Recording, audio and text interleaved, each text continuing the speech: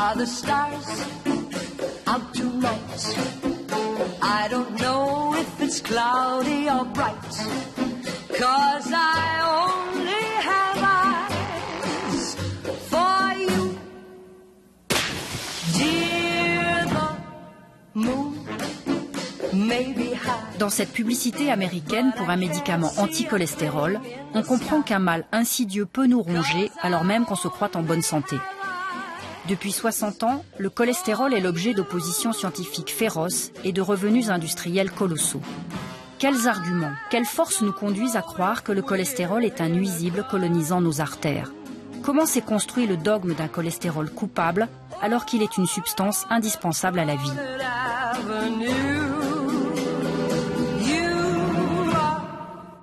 The story we want to tell you today is really sort of a detective story, and it has a complicated plot. The killer is cardiovascular disease, heart failure as some of us call it. The victims or potential victims are you and me. And the detectives are a team of scientists operating at the University of Minnesota. The facts are simple. You know the chief killer of Americans is cardiovascular disease, disorders and degeneration of the heart and blood vessels. Of 10 men, we can expect 5 to get it. Dans les années 50, il y a eu cette vague de maladies cardiaques. De nombreux hommes dans la force de l'âge succombaient à des crises cardiaques et il y avait un véritable sentiment de panique dans le pays. Ces hommes, leurs pères n'avaient jamais eu ces problèmes, c'était un phénomène nouveau. En 1955, le président Eisenhower lui-même a eu une crise cardiaque et a été absent du bureau ovale pendant 10 jours. Vous pouvez imaginer la panique dans le pays tout entier. The eyes of the nation and the world were focused on Fitzsimmons Army Hospital in Denver, where Major John Eisenhower and White House Press Secretary James Haggerty arrived during the first hours after word that President Dwight D. Eisenhower had suffered a heart attack. Boston specialist Dr. Paul Dudley White, arriving with Mr. Haggerty, described tissue injury to an anterior heart wall as a moderate attack.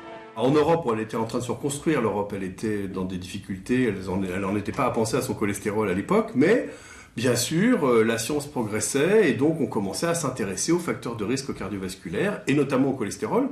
On avait trouvé du cholestérol dans les artères, on se disait peut-être qu'on va pouvoir agir là-dessus. On avait trouvé aussi du calcaire, du calcium, comme dans une cafetière encrassée, mais pour autant on ne se disait pas qu'on allait boire de l'eau sans calcaire. Mais bon, le cholestérol, c'était le gras, c'était la bonne chair, c'était l'embonpoint, donc c'était le coupable idéal finalement. Il y avait un sentiment d'urgence à trouver ce qui causait ces maladies cardiaques. Il y avait des tas d'hypothèses, une déficience en certaines vitamines, la pollution, etc. Et puis Ansel Keys, qui était chercheur à l'université du Minnesota, a avancé l'idée que le coupable, c'était les graisses saturées. Ces graisses faisaient grimper le taux de cholestérol total, qui à son tour bouchait les artères et causait les crises cardiaques. On appelait ça l'hypothèse du régime du cœur. Here are vital statistics. They show that this problem here in America is the worst in the world. Probably our mode of life and our diet are involved. But the trouble is, we just don't know enough about it. It strikes without warning. Quand le président Eisenhower a eu sa crise cardiaque, Keys est arrivé sur le devant de la scène parce que le docteur arrivé en avion pour soigner le président l'a immédiatement mis au régime sans gras et a déclaré que c'était son alimentation qui avait causé sa crise cardiaque et pas du tout le fait qu'il fumait comme une cheminée.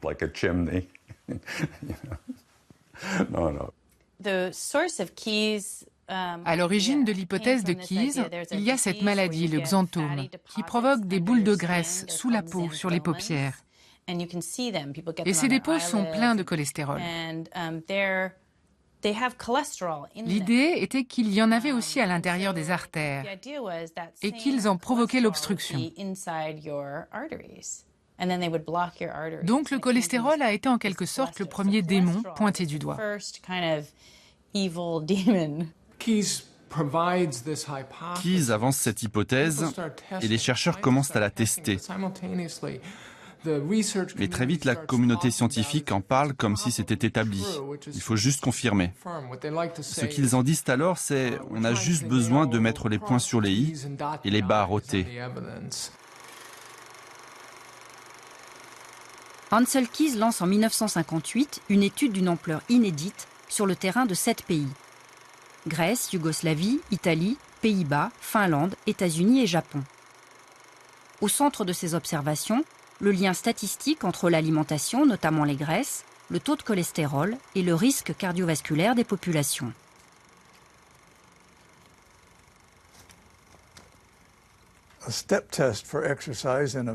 Voilà un exercice avec un escalier en Serbie. Les hommes n'avaient jamais fait de vélo. On a donc dû utiliser cet escalier pour le test d'effort. Là, c'est un échantillon de nourriture que nous prélevions. Là, Margaret Keys qui installe les instruments d'analyse du cholestérol.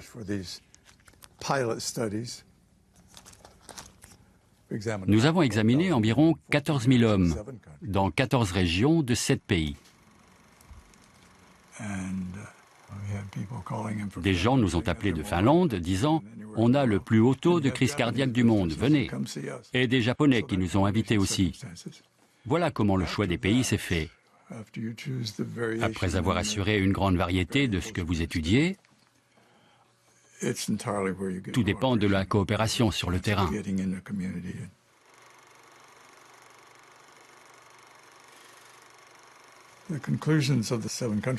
Les conclusions de l'étude des 7 pays sont qu'il y a des différences très importantes dans la survenue des crises cardiaques dans ces différentes cultures, de 5 à 10 fois plus. On a trouvé des différences la première fois qu'on les a examinées.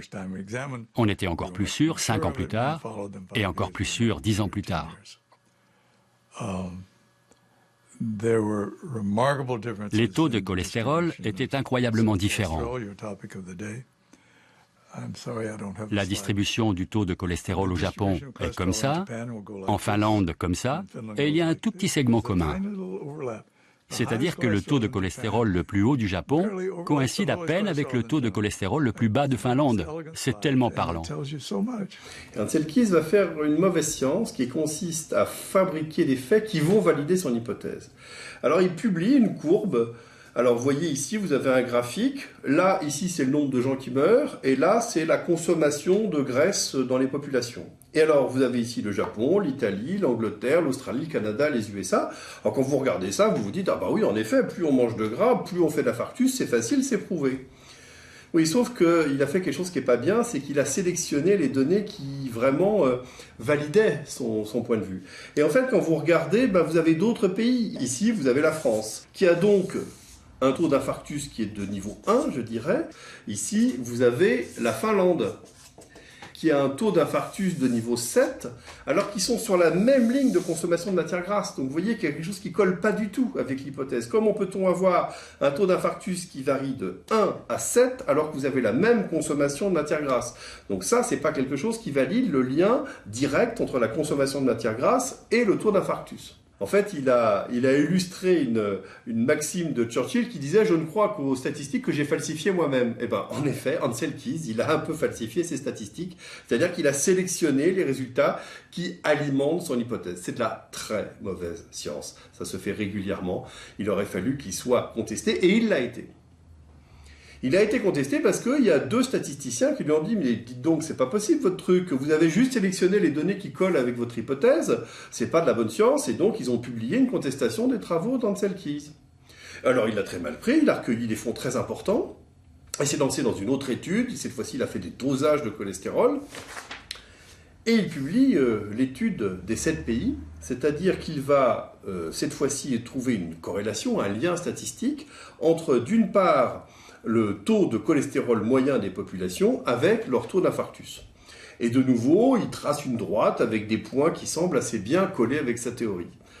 Le problème, c'est qu'il n'a toujours pas pris les 22 pays, il prend une sélection de pays qui vont bien avec sa théorie, et par exemple la France, elle dérange tout le monde parce qu'on a un taux de cholestérol moyen qui est plutôt supérieur à la moyenne, et on s'obstine à être les champions du monde de non-infarctus. Et donc, par exemple, il n'apprend pas. Et donc, on est toujours dans cette manipulation des données, c'est-à-dire qu'on n'essaye pas de valider une hypothèse. On essaye de prouver que l'hypothèse est bonne en manipulant la réalité. Et ça, c'est très mal. Et ça va embarquer l'Europe, les pays occidentaux, dans une guerre contre le cholestérol qui aura des implications énormes et qui n'est finalement pas fondée sur des choses solides. C'est humain de voir seulement ce qui nous arrange et d'ignorer les arguments contraires. Mais les scientifiques ont appris à résister à cet instinct. Ils savent expérimenter avec rigueur et être sceptiques de leurs propres idées. Ça, c'est l'entraînement d'un scientifique. Mais là, de manière répétée, ça n'est pas le cas. Ansel Keys en est l'exemple le plus incroyable. Il disait « J'ai raison, jusqu'à ce que vous me prouviez le contraire. » 22 years ago, the nation's first major program aimed at finding how widespread heart disease is, how it develops, and what its causes are. More than 5,000 people were examined regularly, and the Framingham study, just renewed after producing remarkable results, is now testing a second generation. Les Américains ont fait quelque chose de très intelligent. Ils ont pris une petite commune qui s'appelle Framingham et ils ont décidé de suivre tous les habitants, parce que c'était une ville où les gens ne bougeaient pas beaucoup, de suivre tous les habitants pendant 30 ans et d'analyser tout ce qu'ils mangeaient, tout ce qu'ils faisaient pour chercher des liens entre l'alimentation finalement et la survenue d'événements cardiovasculaires, ce qui aurait permis d'avoir des hypothèses. L'étude de Framingham a complètement confirmé que le tabac était une cause, que l'hypertension était une cause, que la sédentarité était une cause. Par contre, ils ont été très déçus, les investigateurs, de constater qu'il n'y avait aucune relation entre le cholestérol et le risque de maladies cardiovasculaires. Pour chaque baisse d'1 milligramme par décilitre de cholestérol sanguin, on note une augmentation de 11% de la mortalité générale et de la mortalité cardiovasculaire. Donc, parmi les personnes dont le cholestérol avait baissé au cours de ces 30 années, il y en avait plus qui étaient morts d'un infarctus que parmi ceux dont le cholestérol était resté stable ou avait augmenté. Bon, alors comment les investigateurs de Framingham vont se débrouiller avec ces résultats décevants concernant le cholestérol? Ils vont avoir de la chance parce que juste à ce moment-là, on va introduire en biologie médicale une nouvelle technique qui permet de séparer différentes fractions des lipoprotéines, des transporteurs du cholestérol. Et on va identifier ce qu'on appelle des HDL et des LDL avec des densités différentes.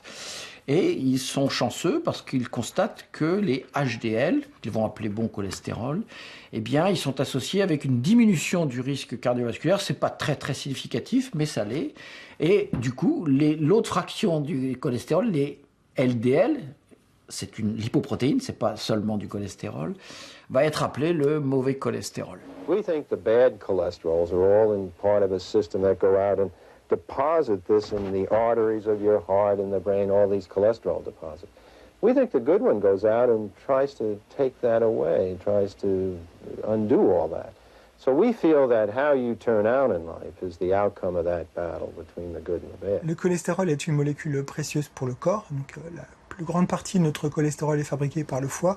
Selon les études, on trouve entre 70 et 80% du cholestérol qui est fabriqué par le foie. Et le reste est apporté par l'alimentation. On va partir du foie. Et ce foie, en fait, va produire le premier type de cholestérol qu'on appelle le cholestérol LDL. Alors, que veut dire, en fait, LDL? En fait, le LDL, c'est une lipoprotéine. C'est-à-dire c'est un assemblage avec des graisses et des protéines. Moi, j'appelle ça un petit sous-marin. Donc, souvent, je dessine un petit sous-marin comme ça, où, en fait, on a des molécules de cholestérol à l'extérieur et on a des molécules de cholestérol aussi à l'intérieur dans ce qu'on appelle la cargaison. Et à l'intérieur, on va trouver des vitamines, des graisses. Donc ces graisses sont sous forme de triglycérides. Et puis des vitamines. Les 3 vitamines, c'est les vitamines A, D, E, K, avec aussi du cholestérol. Ce petit sous-marin-là, il va aller vers les organes. Et en fait, il va aller s'arrimer à une cellule. Donc vous allez avoir un récepteur que la cellule en fait va émettre pour dire j'ai besoin qu'on me livre en triglycérides, en cholestérol et en vitamines liposolubles. Et puis parfois, la cellule va avoir trop de cholestérol, donc à ce moment-là, elle va faire la même chose. Elle va dire j'ai besoin qu'on me débarrasse de cet excès de cholestérol ou ou de choses qui sont un petit peu abîmées. Et donc, on va avoir un autre type de lipoprotéine. Donc, on va appeler cette fois le HDL. Et c'est le même type de sous-marin qui va venir s'arrimer à la cellule et ramener vers le foie, ici je vais écrire que c'est le foie, ramener vers le foie les choses dont la cellule n'a plus besoin, qui sont abîmées ou qui sont en excès. Et c'est pour ça qu'on attribue à ce HDL un rôle, entre guillemets, dit déboueur, puisqu'il va ramener des choses dont la cellule n'a plus besoin. Et c'est aussi pour ça que dans la tête des gens, le HDL il a ce rôle de nettoyeur, alors que le LDL il a plutôt un rôle d'encrasseur, parce qu'il va livrer des choses. Pour montrer à quel point cette histoire de bon cholestérol et de mauvais cholestérol est ridicule ou absurde, on pourrait aussi dire qu'ici ce serait l'hôpital, ici ce serait le lieu d'un accident, et dans ce cas-là, l'ambulance qui va vers l'accident, on va le dire qu'elle est mauvaise, alors que l'ambulance qui revient vers l'hôpital, on va dire qu'elle est bonne. L'organe qui est le plus riche en cholestérol, c'est le cerveau. Il est important dans le fonctionnement du neurone lui-même, bien sûr, mais il est surtout important dans la transmission des influx nerveux, la transmission de l'électricité, c'est ça le fonctionnement du cerveau, d'un neurone vers un autre. Et vous savez qu'il y a des tubes, un peu comme des tubes électriques, qui partent d'un neurone pour aller vers un autre. On appelle ça des axones. Ces axones, pour être parfaitement fonctionnels, ils doivent être protégés par ce qu'on appelle une substance qui est la myéline, et la myéline, c'est essentiellement du cholestérol. Donc si vous avez un déficit de production du cholestérol dans le cerveau, le premier effet, ça sera un déficit de l'intégrité de la myéline, c'est-à-dire la protection de l'axone.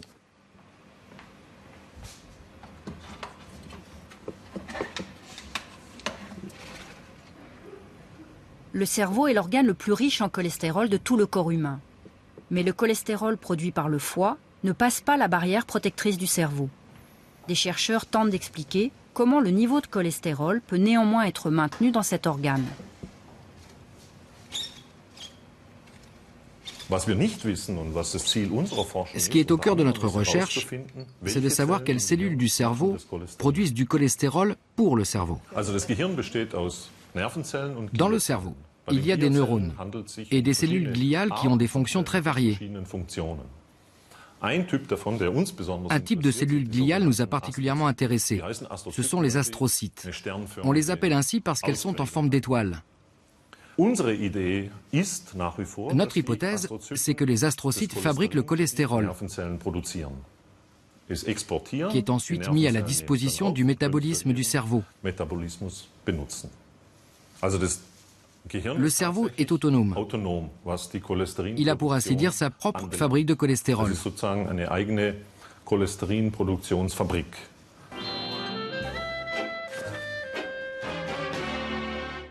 Promise presents Tom and Jerry in Butter Trouble.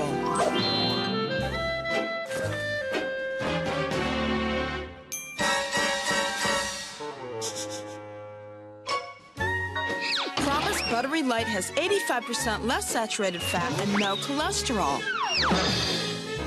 So it's a better choice than butter to help reduce the risk of heart disease. Are you still eating butter? On peut comparer ces acides gras à un véhicule avec plusieurs places. Et pour les acides gras saturés, toutes les places vont être occupées. Donc les acides gras saturés, on peut les trouver dans le suif, dans la graisse de canard, le beurre aussi, le saindoux. Donc on a une graisse qui est stable et qui est solide à température ambiante. Pour les acides gras monoinsaturés, on va retrouver la même structure, mais il va y avoir une place qui est libre. Donc là, ce sont les acides gras monoinsaturés. Là, l'une des huiles qu'on connaît le plus, c'est l'huile d'olive. Et enfin, on va avoir des huiles polyinsaturées, des acides gras polyinsaturés. Et là, il y aura dans ces acides gras plusieurs places libres. Donc ici, en huile polyinsaturée, on peut avoir le colza, le coton, le maïs. Alors, dans beaucoup d'études, ces huiles font effectivement baisser le cholestérol. Les graisses monoinsaturées, le type huile d'olive, ont un effet assez neutre sur le cholestérol. Et dans beaucoup d'études qui ont été mises en avant par les gens qui, à cette époque-là, ont mis en place ce dogme, les graisses saturées, dans certaines études, donc, faisaient monter le cholestérol, mais pas dans toutes les études. La découverte que les huiles végétales abaissent le taux de cholestérol va entraîner une forte imbrication de la recherche sur les maladies cardiovasculaires avec l'industrie agroalimentaire, grande utilisatrice de ces huiles pour ses préparations. Comme dans ce film promotionnel de Best Food, un géant de l'agroalimentaire, avec Jeremy Stamler, proéminent chercheur de l'époque, partisan avec Ancel Keys d'une réduction drastique du cholestérol. Long-time favorite of mine, like many people. I guess that and ice cream are the two high-fat products that I've always liked the most, and I find it hardest to use self-restraint on. But we hope to have modified cheeses in quantity and of good quality. We don't yet. We have a few, very limited supply, and not high quality in terms of taste and flavor. But the industry's working on this, and I'm sure if we got to the moon, we can solve this problem. Cette histoire de cholestérol, immédiatement, est entrée en relation avec des intérêts industriels notamment.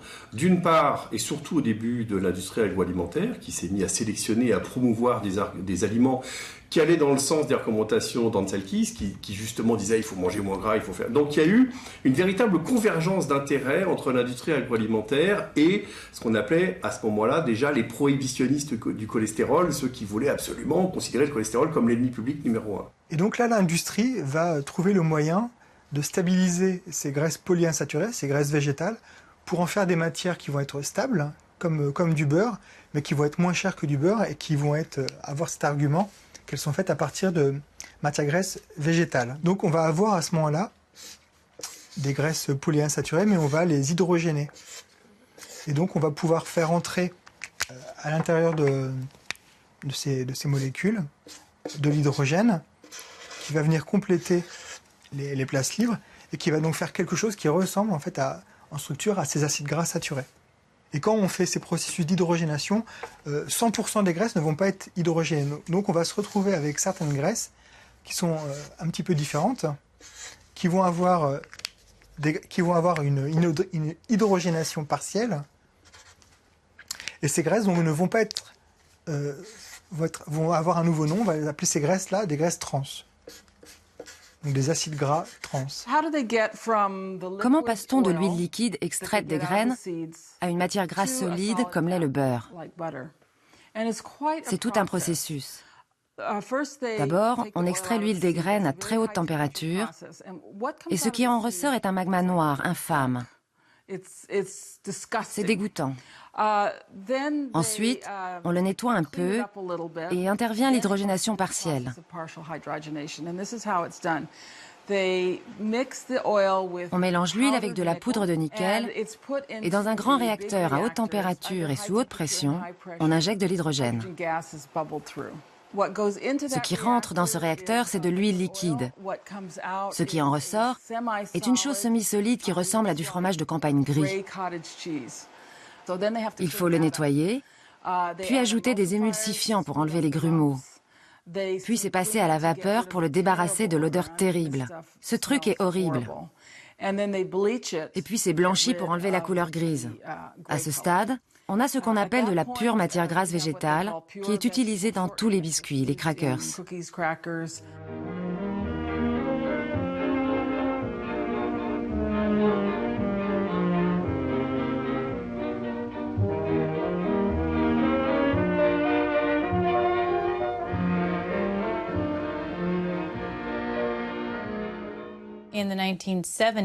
Dans les années 70, Marie Hennig a commencé à s'intéresser à tout cela. Elle s'est aperçue que l'augmentation de la consommation de graisses trans était parallèle à l'augmentation des cancers. C'est seulement une association, mais elle l'a noté et quand elle a commencé à poser des questions, elle a eu des expériences du style des industriels, des huiles végétales débarqués dans son bureau. Le président de l'association des producteurs de margarine est venu lui dire qu'elle avait intérêt à arrêter cette recherche. Elle a raconté que l'éditeur d'un journal où un de ses articles devait paraître a reçu des coups de fil pour essayer d'annuler sa publication. J'ai parlé à des gens de l'association pour la promotion des huiles et matières grasses végétales, un lobby à Washington. Ils ont un conseil scientifique et ses membres m'ont confirmé que tous les coups étaient permis pour défendre leurs produits. This is an interesting thing now. We have this here. Now, the ordinary recipe is worth talking about how you can modify things with no trouble at all. We like waffles. We like flapjacks. The recipe calls for 1 egg and a half a cup of milk. We throw away the yolk. I shouldn't say that. We give some of the yolk to our dog because it's good for his coat, and he's more resistant than humans to hardening the arteries. No joke. This is what we actually do. And we use the egg white. Instead of 1 egg white, we use 2. And we use oil instead of the egg yolk. So we up the amount of oil. Instead of 2 tablespoons, we make it 3. And a half a cup of milk, we make it our business to use skim milk instead of whole milk. People have been our guests for waffles, for pancakes, Saturday, Sunday morning for breakfast for years. Nobody ever knows the difference. This little book, Your Heart Has 9 Lives. Ce petit livre, intitulé Votre cœur a 9 vies, par le docteur Jeremy Stamler, a été envoyé à des milliers de médecins à travers le pays. On lit ici, cette édition spéciale est publiée par Pocketbook en association avec l'entreprise Corn Products. C'est donc sponsorisé par les huiles de maïs. Et à la fin du livre, il y a une publicité pour la margarine et pour l'huile Mazola. Le reste du livre est consacré à la science et aux crises cardiaques. Heart disease is the nation's number one killer. You make me feel so young. An estimated 60 million Americans have high serum cholesterol. You make me feel there are songs to be sung. Too much saturated fat may be bad for your heart. And every time I see you grin, bad for your heart. I am such a happy individual. For your heart. En 1948, le groupe Procter & Gamble, fabricant de l'huile Crisco, une huile végétale, a désigné l'Association américaine du cœur comme bénéficiaire des gains d'un concours appelé le Walking Man. Du jour au lendemain, et c'est dans l'histoire officielle de l'Association américaine du cœur, ils ont reçu des millions de dollars. Et cela les a propulsés vers ce qu'ils sont aujourd'hui, une association nationale avec des succursales dans tout le pays. L'argent s'est mis à couler à flot. Et ce sont les mots mêmes dans l'histoire officielle de l'association. Et par la suite, l'Association américaine du cœur a commencé à recommander de remplacer les graisses saturées par les huiles polyinsaturées que sont les huiles végétales. C'était évidemment un énorme soutien pour des produits comme l'huile Crisco. Betsy Jenkins pie wins first prize, but it's upside down. Had to show off my flaky bottom crust. Bottom crust? Flaky? Impossible. Not with Crisco. Crisco's the shortening that blends in easy. The American Heart Association, le rôle de l'Association américaine du cœur a évolué d'un soutien à la recherche autour des maladies cardiaques, comme c'était le cas au début, vers un rôle d'informateur sur ces maladies. Ce qui signifiait faire peur aux gens avec les maladies du cœur pour qu'ils donnent de l'argent à l'Association américaine du cœur, de sorte qu'elle puisse dépenser encore plus d'argent pour faire peur avec la maladie et au passage créer des postes bien confortables. Plusieurs hypothèses bataillent contre l'écrasante théorie du cholestérol. Kilmer-McCulley découvre le cas de très jeunes enfants morts d'infarctus. Atteints d'un défaut génétique rare, ils ne fixent pas les vitamines B, ce qui engendre une trop grande quantité d'une substance appelée homocystéine dans l'organisme. McCulley fait l'hypothèse que les plaques dans les artères se développent lorsque cette homocystéine est en excès. J'ai commencé à tester mon hypothèse avec des animaux. Nous avons injecté de l'homocystéine à des lapins et nous avons examiné leurs artères. Et en 2 ou 3 semaines, les plaques apparaissaient dans les artères. Je ne peux vous expliquer à quel point c'était excitant de voir ces plaques. D'avoir une théorie, de la tester et de voir le résultat de ses propres yeux. C'était indescriptible.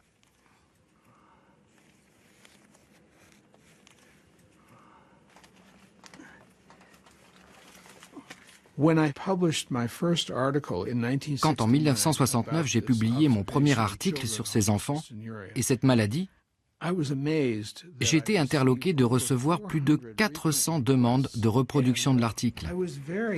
J'ai été très prudent dans ce que j'ai avancé. Pour moi, les dégâts dans les artères provoqués par l'homocystéine intervenaient d'abord et les dépôts de cholestérol étaient secondaires. Mais ça n'est pas très bien passé auprès des tenants de la théorie du cholestérol. Et je n'étais pas vraiment préparé à ce qui allait arriver.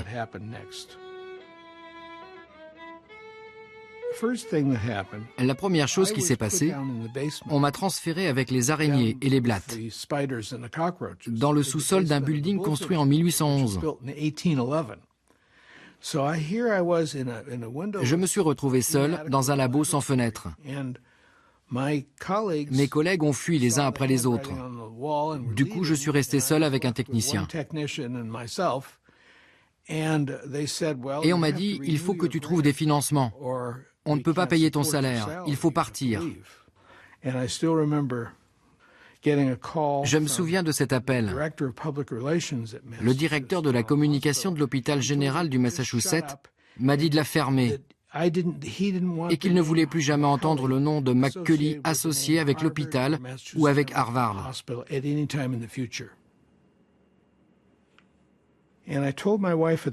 J'ai dit à ma femme à l'époque, s'il y avait quelque chose qui clochait avec ma théorie, si ça n'avait aucun sens ou aucun intérêt, personne n'y prêterait attention.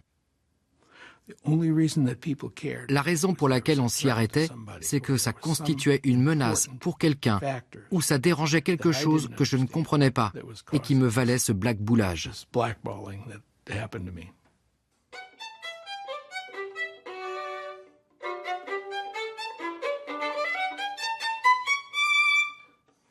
Our segment 3 this evening, the second in a series on heart attacks and what causes them. The Japanese have a low heart attack rate. Their diet contains little animal fat or cholesterol. Americans get many more heart attacks, and they eat much more cholesterol.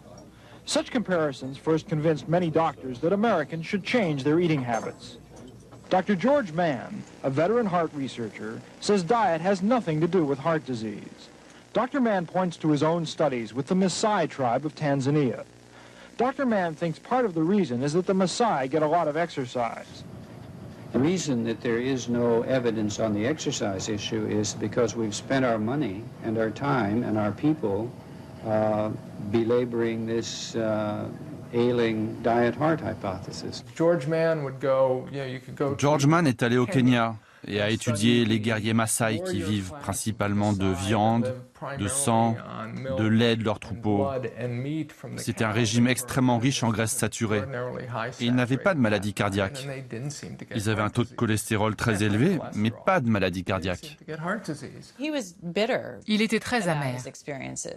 Il m'a raconté, et cela ne m'étonne pas car j'ai entendu des histoires similaires de la part d'autres chercheurs, qu'un jour, il était à l'Institut national de la santé, où il avait d'ailleurs occupé des positions prestigieuses. Une secrétaire l'a appelé dans le couloir et lui a dit « Dr Mann, si vous continuez à vous opposer à Ancel Keys, vous allez perdre vos financements de recherche. » Et quelque temps plus tard, ce fut le cas. Et il s'est mis à dénoncer davantage ce qu'il appelait la mafia du régime du cœur. Ce groupe de gens avec Ancel Keys, Jeremy Stamler, Yves France, une petite coterie d'experts qui semblaient contrôler les débats sur la nutrition. On leur confiait les principales études. Ils faisaient partie des panels d'experts qui accordaient les financements de recherche à l'Institut de la Santé. Ils étaient lecteurs dans les principaux journaux scientifiques. Ils se validaient mutuellement leurs articles. Bref, pour George Mann, cela ressemblait à une mafia. Mes chers auditeurs, en ce moment, le peloton monte vers le col ayant ce maillot jaune, je ne le vois pas, il se perd dans le brouillard, ce n'est pas possible. Ah, le voilà. Mais que se passe-t-il? Il a l'air de payer aujourd'hui ses efforts d'hier. Oh, il n'en peut plus. Voilà qu'il s'arrête. Va-t-il abandonner? Un spectateur vient l'encourager, mais quoi, il veut le nourrir, inutile, il n'a pas faim. Ah, du sucre, bonne idée ça. Des chercheurs ont noté que l'introduction du sucre chez les populations indigènes déclenche des maladies cardiaques jusqu'alors inconnues. Christine Kearns vient de découvrir des documents confidentiels internes à l'industrie sucrière qui prouvent que cette industrie a subventionné des recherches dès les années 60 pour détourner l'attention du sucre et faire du cholestérol le seul responsable des maladies cardiaques.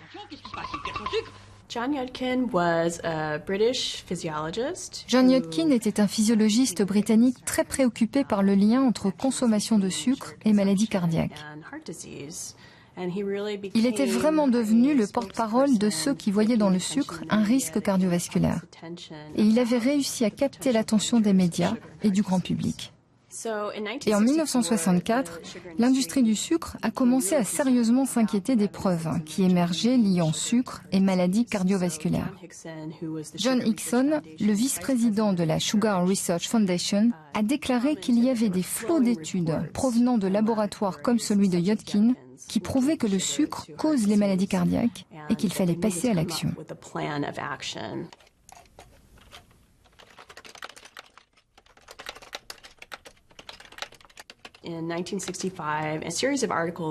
En 1965, une série d'articles dans les annales de médecine interne est reprise par le New York Herald Tribune, un concurrent du New York Times à l'époque. Une pleine page dans l'édition du dimanche posait la question: est-ce le gras ou le sucre qui cause les maladies cardiaques?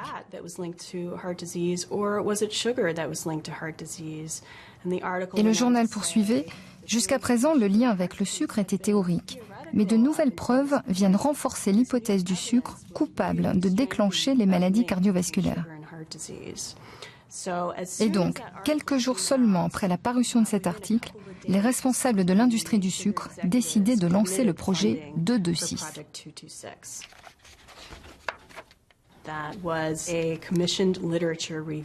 Il s'agissait de confier à des chercheurs de Harvard une revue de la littérature scientifique sur le sujet et de publier une critique de tous les articles liant le sucre aux maladies cardiaques. Ainsi, les politiques accorderaient moins d'importance aux études scientifiques liant sucre et maladies.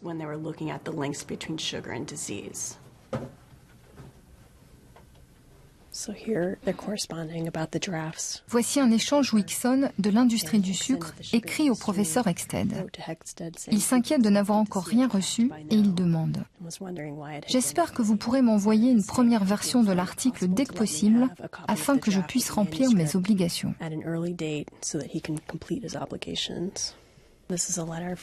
Et voici une lettre de la Sugar Research Foundation qui dit: merci beaucoup pour le manuscrit. Je dois vous dire que c'est tout à fait ce que nous avions en tête et nous sommes impatients de le voir publié. La publication s'est concentrée sur la question: est-ce que le sucre cause les maladies cardiaques? Ils ont passé en revue un nombre énorme d'études accusant le sucre et les ont mises en pièces une par une en pointant la moindre faiblesse. L'article publié ne mentionnait pas le moindre financement par l'industrie du sucre. On a donc des chercheurs de Harvard, on a la très prestigieuse revue New England Journal of Medicine. L'industrie du sucre ne pouvait pas rêver moyen plus crédible pour faire passer son message. C'est bon le sucre, et ça donne de l'énergie. Ah, mais ils en veulent tous, et ça a l'air de leur faire de l'effet. Quelle énergie, ils arrivent tous ensemble. Mais quoi, ils n'arrêtent pas? Non, ils brûlent les étapes, ils posent vers Paris. Le Tour de France va être terminé avec 8 jours d'avance.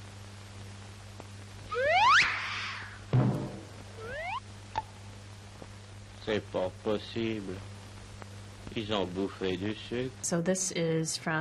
Voici le texte d'une audition devant la commission McGovern dans les années 70. Le sénateur McGovern dit: j'ai l'impression que la plupart des médecins traitent un taux de cholestérol élevé en préconisant une réduction de consommation du gras et attachent peu d'importance au sucre. Si je comprends bien, vous pensez que la consommation de sucre est plus significative que celle de gras. Et le docteur John Yudkin répond: oui, monsieur, en effet. Je pense que nous avons été trompés, que nous avons été poussés sur un chemin qui va s'avérer être un cul-de-sac en concentrant nos recherches sur la mesure des taux de cholestérol. Je pense que c'est seulement une petite partie, si seulement c'en est une, de l'histoire des maladies cardiaques. Sénateur McGovern, si vous aviez un patient avec un taux élevé de cholestérol, vous lui prescririez de réduire sa consommation de sucre plutôt que celle de gras. John Yudkin. Tout à fait, c'est ce que je ferais. Sénateur McGovern, mon médecin me dit exactement le contraire. Pour prouver définitivement le rôle du cholestérol dans les maladies cardiovasculaires, alors qu'une majorité de scientifiques restent sceptiques, l'Institut de la santé américain lance en 1977 LRC, un essai clinique avec 3800 hommes au cholestérol très élevé. Un groupe test est mis au régime pauvre en cholestérol et reçoit un médicament, la cholestéramine, qui fait baisser le taux de cholestérol dans le sang. Alors on a obtenu un petit quelque chose sur les maladies cardiovasculaires, pas grand-chose, une petite diminution des infarctus, mais d'une part, on perdait en mortalité totale, il n'y a rien qui sortait, c'est-à-dire qu'on avait l'impression qu'il y avait plus d'accidents, d'autres causes finalement par rapport à ceux qu'on avait évités, et puis surtout c'était pas possible, les gens refusaient de manger ce truc-là. C'était une punition absolument terrible. C'est très intéressant. On a donc des hommes dans la force de l'âge, capables d'avaler tous les jours un médicament horrible. Et au bout du compte, un tout petit bénéfice cardiovasculaire. Mais ce qui est publié sur la base de cette étude, c'est une conclusion bien plus large, que réduire le cholestérol fera du bien à la population américaine, et non seulement pour ce groupe-là, mais pour tout le monde au-delà de l'âge de 2 ans. J'ai ici le nombre de fois où ont été citées l'étude LRC et une étude finlandaise utilisant à peu près les mêmes méthodes, mais dont les conclusions, au contraire, montraient une augmentation de la mortalité. Je me suis aperçu que l'étude LRC a été reprise par d'autres chercheurs dans des revues médicales 109 fois la première année, 121 fois la deuxième année, 200 fois la troisième année et 180 fois la quatrième année. Tout ça appuie la campagne contre le cholestérol. Combien ont cité Metinen? Je vous le donne en 1000. La première année, ils étaient 6. La deuxième année, 5. 3 l'année suivante. Et l'étude n'est reprise qu'une seule fois la quatrième année. Donc, les médecins généralistes, comment pourraient-ils suivre tout cela en détail? Ils se contentent de lire les articles positifs. Puisqu'ils sont cités si souvent, c'est donc que ça doit être la vérité. Le cholestérol, en voilà un mot qui fait peur. C'est la hantise des suralimentés qui ne savent plus qu'ils le sont. C'est la cause de la maladie la plus grave des pays développés, l'athérosclérose, mortalité plus grande que la tuberculose, le cancer et les accidents de la route réunis, nous dit-on, disent les statistiques en tout cas. Une découverte est annoncée. Il se passe quelque chose en France d'assez spectaculaire, c'est qu'il y a une intoxication avec des pesticides qui ont été déversés sur des cultures, et des cultivateurs ont inhalé ce produit et ont été malades, et parmi les troubles qu'ils ont et qu'on constate à l'hôpital, leur taux de cholestérol s'est effondré. Et il y a quelqu'un qui regarde ça, qui s'appelle Cotet, qui dit « mais bon d'accord, c'est très grave, mais c'est intéressant quand même cette histoire ». Et il en parle à un de ses amis qui travaille dans une firme pharmaceutique anglaise qui s'appelait ICI à l'époque, et qui lui dit « écoute, on est tombé sur ce produit, il y a peut-être moyen de faire quelque chose, puisque toi tu essayes de faire baisser le cholestérol et tu n'y arrives pas ». Et ce scientifique s'appelait Michael Oliver.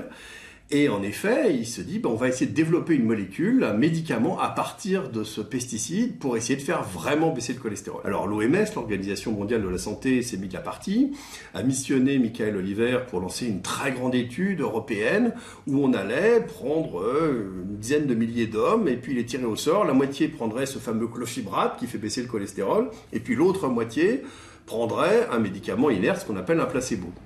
Et on va les suivre pendant plusieurs années pour voir ce qui se passe. Eh bien, croyez-moi si vous voulez, mais c'est encore un désastre. C'est-à-dire que non seulement on n'obtient aucun résultat sur les maladies cardiovasculaires, mais en plus on découvre que les gens traités font plus de calculs de la vésicule, même plus de cancer. C'est le bide total. Donc nos fibrates sont mal partis, sauf un, parce qu'il y a un laboratoire français, le laboratoire Fournier, qui a une idée assez géniale. Lui, le sien s'appelle le Lipentil, c'est son nom de marque. Et il décide de ne pas faire d'études, ce qui est quand même très malin. Très malin, il se dit plutôt que de faire des études qui ne marchent pas, on va faire du marketing. Et donc eux, ils montrent juste qu'ils font baisser le cholestérol et ils investissent l'argent plutôt dans les congrès de médecins, dans les congrès de cardiologues, dans la communication. Et ce Lipentil devient finalement le leader du marché en Europe, alors que c'est le seul qui n'a pas fait d'études, ce qui montre quand même l'extraordinaire fragilité de la science médicale. Et ce produit est largement prescrit sans qu'on ait jamais prouvé qu'il diminuait d'une façon quelconque le nombre d'infarctus. Le gouvernement a financé plusieurs études et après la publication des résultats, même si elles prétendaient montrer que le cholestérol cause les maladies cardiaques, il y avait beaucoup de scientifiques qui n'étaient pas d'accord, qui étaient en colère même. Et il y a eu la réunion de ce qu'on a appelé la conférence du consensus sur le cholestérol, à laquelle tous les dissidents ont été invités pour parler, et ils ont pu le faire. Mais leurs vues n'ont pas été prises en compte dans le rapport final. Leurs noms sont dans le document, mais pas leurs arguments. De sorte que les conclusions donnent l'impression que ces dissidents ont enfin vu la lumière et sont d'accord avec l'idée que le cholestérol et les graisses saturées sont les vilains. Oh, I'm worried. Why, honey? Those hunters haven't been around here in months. No, I'm worried about your cholesterol level. I don't want you to have a heart attack. But, honey, I'm a doc. Heredity is only part of it. You've also got to watch what you eat, like not stuffing yourself with foods high in saturated fats and cholesterol. Watch what you eat as if your life depended on it. It does. Ce qui ressort de cette conférence de consensus, c'est la création du Programme national d'éducation sur le cholestérol. Cette campagne de sensibilisation doit se concentrer sur deux groupes. Les professionnels de santé, principalement les médecins, mais aussi les infirmières, les pharmaciens d'un côté, et puis d'un autre côté, le grand public. Donc, on doit avoir plus de détection du cholestérol très élevé dans les cliniques. Et par ailleurs, la nécessité pour l'Américain moyen d'en savoir plus sur son cholestérol. De connaître son taux de cholestérol comme l'indicateur de son état de santé.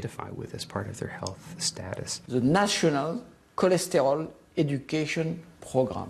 C'est-à-dire qu'ils avaient réussi, les tenants de la théorie du cholestérol, à imposer l'idée que, obligatoirement, la prévention des maladies cardiovasculaires, ça passait par une diminution du cholestérol. C'est extraordinaire de voir que, bien sûr, il parlait du tabac, mais le titre même du programme, c'était National Cholesterol Education Program. Et encore aujourd'hui, c'est ça. Today, the Nobel Prize for Medicine went to two men. Doctors Michael Brown and Joseph Goldstein learned they were winners while attending a conference at the Massachusetts Institute of Technology. Working together since 1972, the molecular geneticists discovered that cells in the body have receptors which capture fatty cholesterol in the blood. The receptors move the cholesterol to a site which acts like a garbage disposal before the cholesterol builds up and blocks an artery. The researchers made their breakthrough studying patients like Stormy Jones, who had a heart attack when she was just 6. Stormy suffers from a genetic disease which causes a shortage of receptors. On a utilisé des maladies très rares comme modèle, avec comme formule extraordinaire qu'est-ce que le zèbre peut nous apprendre sur le cheval. Ouais, non, c'était un mauvais raisonnement. Ils en ont tiré la conclusion que c'était visiblement à cause du taux de cholestérol élevé que les jeunes atteints d'hypercholestérolémie mouraient d'infarctus. Mais ce n'est pas possible, parce qu'en moyenne, les gens qui ont ce défaut génétique vivent aussi longtemps que les gens normaux. Effectivement, il y en a qui meurent jeunes, mais il y en a peu qui meurent de cancer ou d'autres maladies, car ils sont protégés par leur cholestérol élevé. Sir, we have an obstruction in one of the main arteries. Who are they? I have a lead on the suspect. He goes by Big Fat Paulie, aka LDL, aka bad cholesterol. He's the leader of the cholesterol gang. They're not outsiders, they grow in the body. But when there are too many, they block the blood vessels from delivering necessary oxygen to the heart. Can we talk to him? We don't negotiate with bad cholesterol. Moi, j'ai été très impressionné par Brown & Goldstein. Et donc, je vais entreprendre d'abord en Suisse, puis au Canada avec des collègues, plutôt avec des lipidologues, des gens qui travaillent sur le métabolisme des lipides, des recherches pour essayer de montrer qu'effectivement, il y a une relation entre le cholestérol et la sévérité des maladies cardiovasculaires. Et j'ai jamais pu montrer ça. Les habitants des rives de la Méditerranée sont moins sujets aux infarctus que les autres et tout cela provient de leur régime alimentaire, composé notamment d'huile d'olive et d'autres fibres. C'est ce qu'a découvert une équipe de médecins et chercheurs lyonnais. C'est l'étude du docteur de Lorgeril en 1999. Il a une approche très originale. Il s'est dit, et si c'était plus compliqué que ça ? Et plutôt que de faire des régimes qui font baisser le cholestérol, il a pris le problème complètement à l'envers. Il s'est dit, qu'est-ce que mangent les gens qui ne font pas d'infarctus ? Et il a identifié le régime méditerranéen, c'est-à-dire le pourtour de la Méditerranée est vraiment un endroit où on fait très très peu d'infarctus. Les gens de moins de 75 ans font 8 fois moins d'infarctus dans le bassin méditerranéen que les Finlandais, 4 fois moins que les Écossais. C'est pas 40%, c'est 4 fois moins, 8 fois moins. Donc il se passe quelque chose. Et il a regardé, en fait, ça ne correspondait pas du tout au régime anti-cholestérol. C'était une autre forme de régime. Notamment, l'huile d'olive, qui normalement était interdite dans les régimes contre le cholestérol, était largement utilisée par ces pays. Le fromage de chèvre ou de brebis, qui est normalement interdit puisqu'il contient des graisses animales, était utilisé par ces populations. Et même un petit peu de charcuterie. Les Espagnols, les Italiens, le sud de la France, on ne peut pas dire qu'ils ne mangent pas de charcuterie. Ils s'obstinent avec les champions du monde du non-infarctus. Et donc il s'est dit, on va faire autrement. Plutôt que de faire des régimes calibrés pour faire baisser le cholestérol, on va dire aux gens, faites ce régime en effet avec de l'huile de tournesol, enfin les trucs habituels, et puis les autres, mangez méditerranéen. Et il a fait 2 groupes tirés au sort. Il a obtenu un résultat extraordinaire, c'est-à-dire qu'il y a eu 50% d'infarctus en moins dans le groupe régime méditerranéen par rapport au groupe régime traditionnel. On était dans de la prévention secondaire, c'est des gens qui avaient déjà fait un infarctus. Probablement, c'est cette association d'apport en huile d'olive, en huile de colza et aussi en antioxydants naturels apportés par les fruits, les légumes, le vin rouge aussi, qui probablement a protégé nos patients. Donc quand même, on a entre 50 et 70% de réduction du risque. Bien, là vous avez deux réactions, on va dire, dans la communauté médicale et scientifique. Il y a toute une portion des gens qui vont dire super, c'est formidable, on y pensait nous aussi, mais voilà, on a la démonstration, maintenant c'est bon. Et il va y avoir une multitude d'études mises en place dans différents pays qui vont toutes confirmer nos résultats. Et puis vous avez une portion des gens qui n'acceptent pas ces résultats, et notamment qui n'acceptent pas l'idée, quand on y repense maintenant, on se dit qu'il faut vraiment être bloqués mentalement pour raisonner comme ça, et qui nous disent c'est pas possible que ce soit vrai puisque le cholestérol est identique dans les 2 groupes. Comment, je me rappelle d'Américains, de collègues américains qui me disaient Michel, on te croit mais on n'arrive pas à croire tes résultats, comment peux-tu imaginer diminuer le risque sans diminuer le cholestérol? Bonjour, je m'appelle Paul, je suis délégué AstraZeneca et comme vous tous dans la salle, je présente Crestor. C'était le 5 mg et la libération de la prescription. Et nous, en 2006, notre réussite c'était 150 millions de comprimés avalés, soit 300 comprimés toutes les minutes. Plus de 890 000 patients traités par Crestor depuis le lancement. Regardez ça, c'est le chiffre qu'on aurait pu atteindre en octobre. Et à votre avis, on en est où? Là? Eh bien non, on en est là. Alors, bravo, je crois vraiment qu'on peut s'applaudir.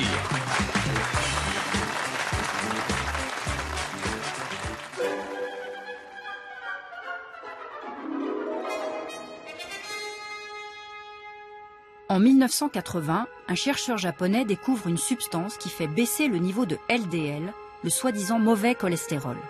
C'est la naissance d'une nouvelle classe de médicaments, les statines, qui inhibent la production de cholestérol par l'organisme.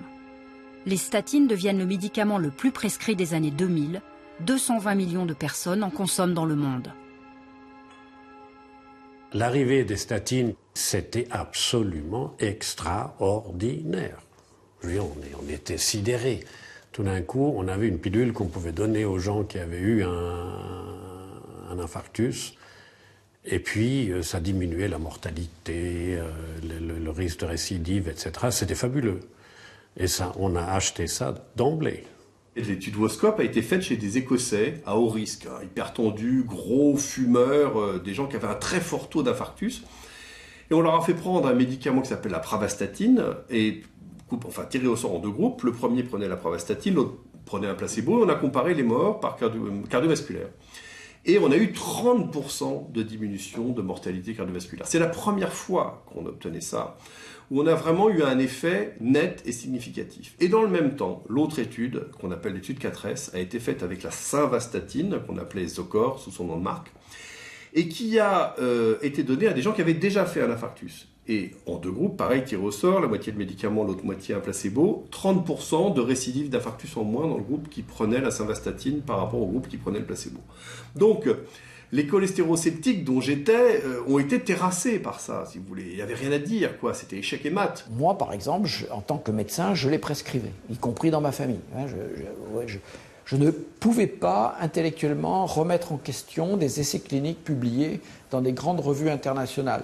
Il me paraissait inconcevable que des investigateurs trichent ou bien se trompent au point de tromper toute la communauté médicale aux alentours. C'est ce qu'on appelle la revue par les pairs.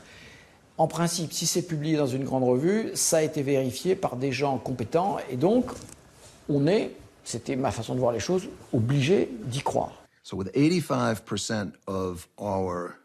85% des essais cliniques et même 97% des essais les plus importants sont sponsorisés par les labos privés. Or, on a calculé qu'il y a 5 fois plus de chances qu'on trouve un effet positif au médicament lorsque l'essai est financé par un laboratoire privé, comparé à un essai sur le même médicament financé par un institut public. C'est pas mal comme augmentation des chances. On a tendance à considérer que les études scientifiques sont objectives. Mais quand on regarde la manière dont tout le système est organisé, on réalise que les firmes privées conduisent les essais cliniques pour promouvoir la vente de leurs médicaments. Et les informations scientifiques leur appartiennent. Tout comme la recette du Coca appartient à Coca-Cola.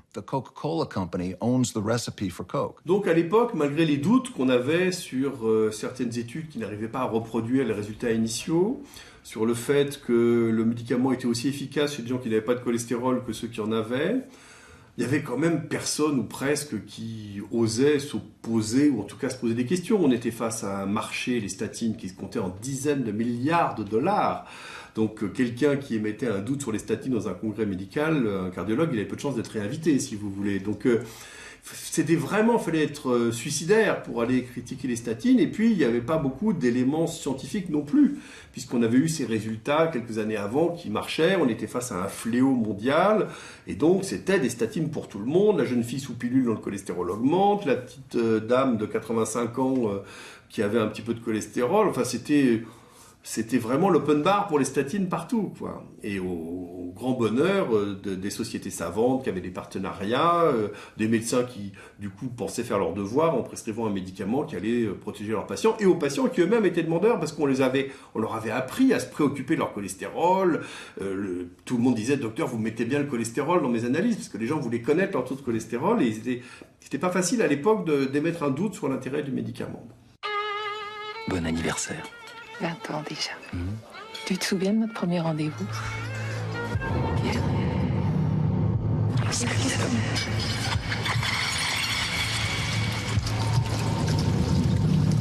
Et là, je me suis réveillé. Un cauchemar. Vous pensez être en bonne santé, pourtant un excès de cholestérol dans votre sang peut provoquer un accident cardiovasculaire. Faites doser votre cholestérol et demandez conseil à votre médecin. Bonjour, j'aimerais prendre rendez-vous. Pour plus d'informations, 0810 741 741. C'est le matin. Et vous écoutez France Inter. Martin Vinclair, bonjour. Bonjour Fabrice, bonjour tout le monde. Alors, cette question ce matin, quel message terroriste peut-on voir en ce moment à la télévision? Oui, un soir au restaurant, un homme et une femme fêtent leurs 20 ans de bonheur. Toujours est-il que brusquement, l'homme s'effondre et se voit mort et enterré sous le regard éploré de sa jeune veuve. Ce spot a été commandité par l'ARCOL, une association pour la recherche sur le cholestérol, dont le conseil d'administration comprend une belle brochette de pontes de la médecine et dont les activités sont ouvertement subventionnées par plusieurs grands laboratoires. La manipulation vise, ici dans le spot, à provoquer l'angoisse des femmes, qui inciteront leurs hommes à aller consulter, et à culpabiliser les hommes, qui seraient vraiment très cons de mourir sous les yeux d'une beauté pareille, et vraiment salauds d'abandonner l'enfant blond qui saute sur le lit à la fin du message. Mais face à des hommes angoissés, qu'est-ce qui est le plus facile pour des médecins aujourd'hui surchargés de travail ? Conseiller un régime et l'arrêt du tabac ou faire avaler un traitement? Et surtout, qu'est-ce qui est plus rentable pour l'industrie? Le produit phare du laboratoire Pfizer, vous savez ce que c'est? Allez, je vous donne un indice, c'est pas de l'huile d'olive. Le fait d'avoir critiqué cette campagne ne lui a pas réussi, ça s'est pas bien passé pour lui. Il a été limogé, comme on dit, c'est-à-dire qu'on lui a demandé de ne plus assurer ses chroniques. Et alors, de façon incroyable, l'industrie pharmaceutique a obtenu un droit de réponse sur France Inter, un droit de réponse pour avoir été injustement mis en cause par le chroniqueur. Donc, vous voyez où est-ce que ça allait, quoi. C'était quand même... Encore une fois, un médecin qui aurait osé critiquer les statines ou la lutte contre le cholestérol en tant qu'orateur dans un congrès était certain que sa carrière se stoppait. En 2004, un scandale éclate avec un anti-inflammatoire, le Vioxx, responsable de 30 000 morts aux États-Unis. La justice met à jour que le laboratoire connaissait les effets potentiellement mortels de son médicament et les a sciemment cachés. On est au milieu des années 2000 où tout d'un coup on se rend compte que l'industrie pharmaceutique et les investigateurs travaillant pour elle peuvent raconter des histoires. Et ça a été une terrible surprise. Oui, ils pouvaient exagérer les effets bénéfiques des médicaments et cacher les effets toxiques. Alors on avait déjà des doutes, mais à ce moment-là, on s'est dit, oulala, il faut retourner voir les études anciennes. Et puis le deuxième phénomène qui s'est passé, et qui est très très important, c'est que les autorités sanitaires ont imposé de nouvelles réglementations pour les essais cliniques. Ça a concerné donc toutes les études avec les statines qui sont publiées, conduites après ce scandale du Vioxx, donc à partir de 2005-2006, jusqu'à maintenant d'ailleurs. On s'est rendu compte qu'il y avait un problème avec les essais qui avaient été conduits avant le scandale 2005-2006. Donc il y a eu un double mouvement. D'une part, on s'est rendu compte qu'on pouvait être trompé. Et d'autre part, à partir de ce moment-là, tous les essais cliniques avec les statines se sont avérés négatifs. C'est-à-dire qu'ils ne montraient plus aucun bénéfice. Ni les doutes sur les premières études sur les statines, ni l'impossibilité de reproduire les résultats positifs ne peuvent enrayer l'obsession anti-cholestérol. Le dogme s'impose, plus le taux est bas, mieux c'est. Quand je me suis installé, en 1985, comme cardiologue, le taux normal était autour de 3 grammes par litre. Et puis, depuis que je suis installé, ce taux a baissé tranquillement, et il est maintenant en dessous de 2, ce qui naturellement fournit de plus en plus de gens qui sont à soi-disant cholestérol élevé. Et puis, on a introduit un deuxième élément qui était qu'il fallait en particulier traiter les gens qui sont à risque élevé. Les taux dans le sang, les taux circulants varient en fonction des besoins des différents organes qui utilisent le cholestérol. Alors ces taux varient en fonction de différents facteurs, on va dire le sexe, homme-femme, l'âge. On a des besoins circulants plus importants quand on vieillit, en fonction de l'activité physique, en fonction de la saison, etc. Un taux normal de cholestérol pour un adulte en bonne santé varie entre 2 et 3 grammes par litre environ. On voit bien que comme il ne faut pas que ce soit trop bas ni que ce soit trop haut, parce qu'il y a toujours une moyenne avec on mesure que l'idée qu'il soit le plus bas possible ne répond à aucune exigence, si je puis dire, physiologique ou médicale. C'est une idée absurde qui vise simplement à encourager la consommation de médicaments. Now medical information comes along that says you may need to get that bad cholesterol even lower. Now what do? Well, if your doctor says aim lower, ask about Crestor. Crestor, along with diet, can lower bad cholesterol by up to 52%. And in the cholesterol guidelines, la grande révision des recommandations concernant le cholestérol en 2001 aux États-Unis a été élaborée par un panel d'experts et on a appris que 9 de ces 14 experts avaient des intérêts financiers avec l'industrie pharmaceutique. C'est très important de le savoir, parce que ces préconisations de 2001 ont quasiment triplé le nombre d'Américains devant prendre des statines. Ce nombre est passé de 13 à 36 millions, et la plupart de ces 23 millions de nouveaux patients prenant des statines n'avaient pas de maladie cardiaque. Il y a là un étrange paradoxe. J'aimerais m'arrêter un instant sur ces termes que nous utilisons. Normal, pathologique. Quand quelque chose est pathologique, il y a clairement une maladie. C'est facile quand on a quelque chose comme le choléra ou la tuberculose. Il y a des lésions caractéristiques et des germes qu'on peut cultiver. Ça devient beaucoup plus compliqué quand on a un continuum avec des plaques d'athérome qui sont présentes dans à peu près tous les organismes de plus de 40 ans. There's a big reason to lower high cholesterol. Dangerous plaque that can build up in arteries. It's called atherosclerosis, or athero, and high cholesterol is a major factor. But Crestor can help slow the buildup of plaque in arteries. Go to arterytour.com and take an interactive tour to learn how plaque builds up. Alors, ce qui est très important de comprendre dans l'athérosclérose, c'est-à-dire les lésions qui se forment dans les artères, c'est que, en fait, ce sont des plaques. Et si on image une artère comme un tuyau, une plaque se développe de manière localisée dans le contexte d'une artère qui est normale. Et à un endroit déterminé, eh bien, une sténose se développe. En général, c'est asymétrique, c'est un petit peu comme ça que ça se passe. Et donc, vous avez là une difficulté pour le sang de passer à travers un rétrécissement qui est une plaque d'athérosclérose. Alors maintenant, si on fait une coupe dans ce sens-là, comme ça,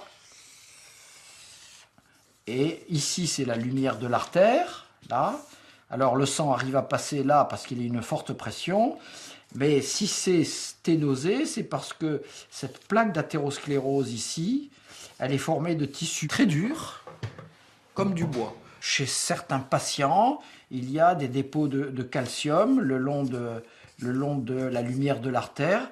On a un autre processus de calcification. Ce sont comme des épines qui peuvent entraîner une rupture et provoquer ce qu'on appelle un thrombus à l'intérieur de la plaque. Et il peut progresser, ce thrombus, et aboutir à une obstruction totale de la lumière de l'artère. Et ça, c'est l'infarctus. Et avec le temps, il y a certaines vieilles plaques d'athérosclérose qu'on voit surtout chez les gens à l'autopsie, évidemment, quand ils sont âgés. On a des cristaux de cholestérol ici. Et paradoxalement, alors que ces dépôts de cholestérol sont la conséquence d'une dégradation de la plaque d'athérosclérose, certains ont voulu en faire la cause. À la fin des années 90, de nombreux cardiologues disaient, à moitié en rigolant, que les statines devraient être ajoutées à l'eau du robinet. Ça se voulait drôle, mais à moitié seulement. Bien sûr, cela faisait sourire. Mais derrière, il y avait cette conviction que c'était tellement efficace pour lutter contre les infarctus et les AVC dans l'ensemble de la société que même si certains avaient des effets secondaires indésirables, cela vaudrait quand même la peine. Ce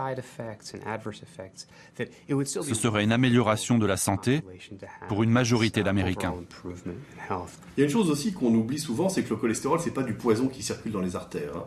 Le cholestérol, c'est une graisse fondamentale pour la fabrication de nos cellules. On ne peut pas vivre sans cholestérol. Sans cholestérol, on meurt. Donc, le but, c'est pas de faire baisser le cholestérol comme on ferait baisser de l'arsenic ou du cyanure dans le sang, si vous voulez. C'est un produit ou une famille de produits qui ont des rôles métaboliques très précieux. Et donc, quand on touche à ces équilibres, quand on déplace quelque chose pour essayer de protéger le cœur, on peut très bien altérer d'autres chaînes métaboliques fondamentales, que ce soit dans le domaine du cancer, des maladies auto-immunes, de plein de domaines. Et donc, il y a un risque majeur à chaque fois de déshabiller Pierre pour habiller Paul et de se retrouver à avoir baissé le taux de cholestérol, voire peut-être parfois améliorer les maladies cardiovasculaires et augmenter d'autres maladies. Il faut qu'on m'explique, après 2 millions d'années d'évolution de l'être humain, pourquoi est-ce qu'il y aurait un mauvais cholestérol et un bon cholestérol? Je veux dire, ça veut dire quoi? Ça veut strictement rien dire. Les deux cholestérols, s'ils sont sécrétés par le foie depuis 2 millions d'années, c'est qu'on a besoin des deux. Maintenant, deuxième chose, qu'est-ce qui fait que ça monte et que ça descend, ces différentes choses? Si je prends le HDL, ce qu'on appelle le bon cholestérol, ce qui le fait monter, c'est l'activité physique. Et c'est clair que l'activité physique pendant les dernières 10 000 années était très élevée chez tous les hommes, et ils avaient un HDL certainement plutôt élevé. Mais ce n'est pas le HDL élevé qui est protecteur, c'est l'activité physique qui fait qu'on tombe moins malade. Le LDL, c'est exactement la même chose, mais dans le sens contraire. C'est que, simplement, on consomme moins de LDL quand on est sédentaire, par exemple, donc il s'élève un petit peu. Mais c'est de nouveau la sédentarité qui me tue. I'm taking the Uncle Toby's Oats Cholesterol Challenge for 6 weeks. Because eating Uncle Toby's Oats every day as part of a healthy diet can help lower cholesterol reabsorption. So join me in the Uncle Toby's Oats Cholesterol Challenge. Let's take it on! J'ai vraiment commencé à me poser des questions, c'est en voyant arriver justement ce que j'appellerais l'exemple caricatural d'une femme de 48 ans, mais vraiment en parfaite santé, faisant du sport, mais vraiment de la bonne qualité, de la bonne marche, qui mangeait mieux que moi, qui n'a jamais fumé de sa vie, qui prenait aucun médicament, qui n'avait aucun symptôme. Et au bout de 20 minutes, je lui pose justement la question évidente, c'est très sympathique de vous avoir là, mais pourquoi vous êtes là? Ah, parce que j'ai du cholestérol. Et je dois prendre, on m'a dit que pour le restant de ma vie, je dois prendre une pilule. Et c'est là que je me suis dit, là, il y a quelque chose qui ne joue plus. C'est pas possible parce que cette femme, elle avait, alors très facilement, 45 ans de vie statistiquement devant elle.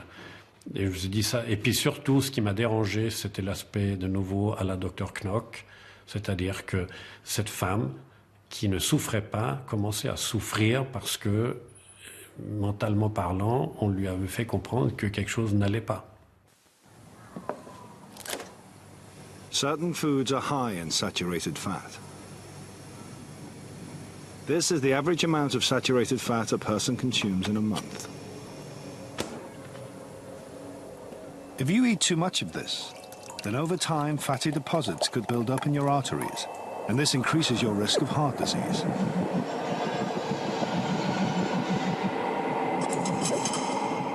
If saturated fat can clog this pipe, imagine what it's doing to yours. Maintenant, on a des techniques d'imagerie extrêmement sophistiquées qui permettent de mesurer la quantité de calcium qu'il y a dans les artères. On fait même des scores calciques et il y a des investigateurs qui disent que c'est un bien meilleur prédicteur de l'accident cardiovasculaire que le cholestérol. Alors je vous le donne en mille, quels sont les facteurs associés avec un score calcique élevé? Premièrement, le diabète. Deuxièmement, l'insuffisance rénale, ou la tendance à l'insuffisance rénale. Troisièmement, avoir un cholestérol bas, spontanément. Quatrièmement, prendre des statines. Alors là, vous avez sous les yeux, si je puis dire, un truc qui est épouvantable pour les défenseur des statines. Comment peut-on à la fois dire que les statines diminuent le risque cardiovasculaire, ce que je conteste, et en même temps accepter l'idée que les statines augmentent le score calcique qui est considéré par certains comme le meilleur prédicteur de risque cardiovasculaire. Ça là, c'est incompatible. Si usted ha sufrido o sufre de colesterol alto y su médico le recetó o le ha recetado Crestor, es muy probable que usted tenga varios efectos secundarios, como por ejemplo diabetes tipo 2. Si usted o un pariente ha consumido Crestor y ahora tiene diabetes, llame ya y pida una cita con el abogado Nick Pacheco. Après des années de prescription massive de statines, des milliers de patients se plaignent d'effets secondaires graves, au point qu'aux États-Unis, des cabinets d'avocats proposent leurs services à la télévision pour les défendre. Les effets secondaires apparaissent tardivement, pas immédiatement. Le corps tente de combattre la baisse du taux de cholestérol. Il essaie de produire plus de cholestérol. Et cela peut prendre des mois, 6 mois, avant l'apparition des effets indésirables. Et à ce moment-là, La plupart des gens ne comprennent pas que ce sont les statines qui en sont la cause. Tous ces symptômes sont similaires à ceux qui touchent les personnes âgées. Donc si un homme va voir son médecin en lui disant « Il y a quelque chose qui ne va pas dans mes muscles, ils sont douloureux, je suis devenu si faible ». « Quel âge avez-vous » lui demande le médecin. « J'ai 78 ans. » Eh bien, voyez-vous, c'est ce qui arrive à tout le monde quand on vieillit. La vue baisse, les muscles faiblissent et on perd la mémoire. Et on oublie que cela peut venir des médicaments. Nous avons publié une étude sur les effets secondaires des statines avec 171 sujets. Certains sont vraiment spectaculaires et troublants. C'est le cas de ce professeur à la retraite, un QI supérieur à 180, qui a été dépisté par 2 hôpitaux universitaires comme ayant une forme rapide de maladie d'Alzheimer. Au point qu'il est allé à la réunion des 50 ans de sa promo, avec une pancarte autour du cou disant « Je m'appelle un tel et j'ai la maladie d'Alzheimer », de sorte que les gens pouvaient comprendre pourquoi il répétait toujours la même phrase et pourquoi il ne reconnaissait pas des visages qu'il connaissait depuis des décennies. Il ne pouvait plus lire une page de texte parce qu'il ne se souvenait pas de ce qu'il venait de lire, et sa femme a décidé de lui arrêter la simvastatine. Puis il a passé une batterie de tests pour participer à un essai de médicaments contre la maladie d'Alzheimer.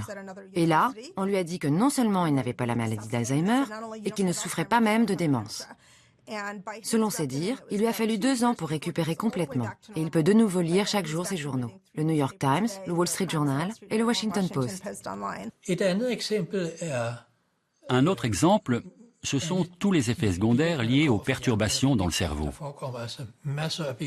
Il y a en effet beaucoup de problèmes, comme la perte de mémoire, plus ou moins totale, l'irritation, l'agressivité, la dépression et beaucoup d'autres symptômes. Les rapports ne les mentionnent pas parce qu'on les divise en petits groupes. Il y a un patient dont la mémoire faiblit, un qui devient carrément amnésique, il y en a un qui se révèle colérique, un qui est déprimé, quelques-uns qui se suicident, mais il n'y en a pas beaucoup dans chacune de ces catégories. On oublie que tous ces symptômes proviennent de l'altération des fonctions du cerveau. Mais on les divise en petits groupes pour que ça représente moins d'un demi%. Et ainsi, on n'a pas besoin de les mentionner sur les notices. Mais des chercheurs indépendants ont montré que ces symptômes neurologiques sont très courants. Attention women who use Lipitor. Stand by for an important message. A medical study in the Archives of Internal Medicine reported that postmenopausal women who used Lipitor were 48% more likely to develop diabetes than women who did not. If you or a loved one started taking Lipitor before February 2012 and were diagnosed with type 2 diabetes, you may be entitled to money damages. Les statines, les médicaments anticholestérol, en général, passent la barrière hématoménagée, c'est-à-dire rentrent dans le cerveau et vont perturber la synthèse du cholestérol dans le cerveau. Et ça, c'est un effet secondaire adverse terrible parce qu'il a été complètement négligé jusqu'à récemment. Et c'est vraiment sous la pression de certains médecins, de certains toxicologues que les autorités sanitaires ont admis que, effectivement, les statines entraînaient des troubles de la mémoire, entraînaient des troubles du sommeil, donc entraînaient une neurotoxicité. Alors c'est complètement sous-estimé aujourd'hui, et encore, malheureusement, alors que c'est un facteur toxique majeur. Il ne faut pas oublier que la maladie d'Alzheimer, ça commence aussi par des troubles de la mémoire, par des troubles du sommeil. Et donc on peut dire que les statines, alors on aurait besoin d'études supplémentaires, c'est bien sûr, mais on a l'impression aujourd'hui que les statines, c'est comme si elles nous poussaient vers la maladie d'Alzheimer, d'autant plus que les statines sont aussi des substances diabétogènes et que le diabète est un facteur de risque majeur pour développer une maladie d'Alzheimer. On dit même que la maladie d'Alzheimer, certains disent que la maladie d'Alzheimer, c'est un diabète de type 3. Les grands experts, en particulier un groupe anglais qui font des études sur le cholestérol, ces grands experts qui nous ont dit pendant très très très longtemps, mais non, mais il n'y a pas d'effet secondaire, mais enfin... Alors maintenant, l'un d'entre eux a quand même admis que, oui, il y avait probablement une augmentation du taux de diabète. Et on est en train, tranquillement, d'avoir de plus en plus d'effets secondaires qui sont mis en évidence. Pourquoi ? Un, parce qu'avant, on n'en tenait pas compte. Et deux, les gens en prennent maintenant depuis 10-15 ans et que ces effets sont là.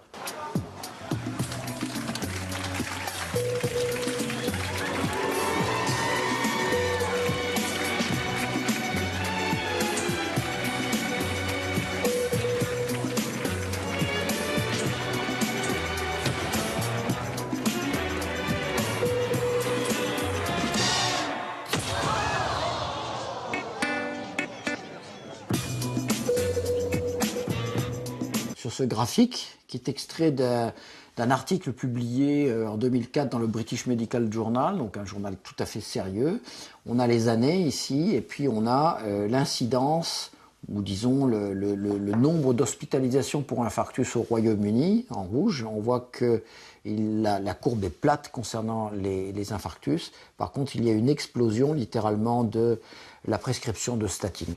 Évidemment, si les statines étaient efficaces sur la prévention de l'infarctus, on aurait vu une diminution des infarctus, des hospitalisations pour infarctus. Autrement dit, la droite rouge aurait croisé la droite de prescription des statines. Vous voyez, c'est pas du tout ce que l'on voit. Good morning. You know, this is big news for people with high cholesterol who are on statins but have still not been able to lower their bad cholesterol enough.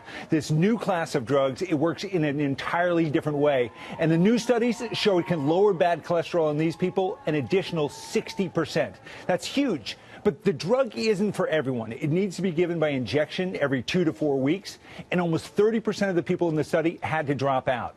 Bigger studies are being done now to determine whether these drugs truly reduce the risk of heart attack and stroke, which is really what we're after, and whether they're safe. However, we've been talking to cardiologists all weekend. They're very excited about these drugs, and the FDA is expected to rule on an application for approval later this year. Il y a ceux qui veulent commercialiser des nouveaux médicaments qui font baisser le cholestérol, et c'est eux qui ont le pouvoir, c'est eux qui ont à la fois les moyens financiers pour imposer, pour faire durer cette théorie. Ils ont aussi les relations politiques, administratives, etc. Et puis vous avez un autre petit monde, qu'on pourrait qualifier d'alternatif, qui dit non. Là, la plaisanterie est finie. Maintenant, on a suffisamment de données scientifiques pour dire que c'est pas vrai. Et donc ça, ce petit monde est en train de gagner, en fait, parce que, vous savez, c'est la querelle des anciens et des modernes. Les modernes finissent toujours par gagner. Là, il suffit d'attendre le renouvellement des générations. Mais la bataille va être dure.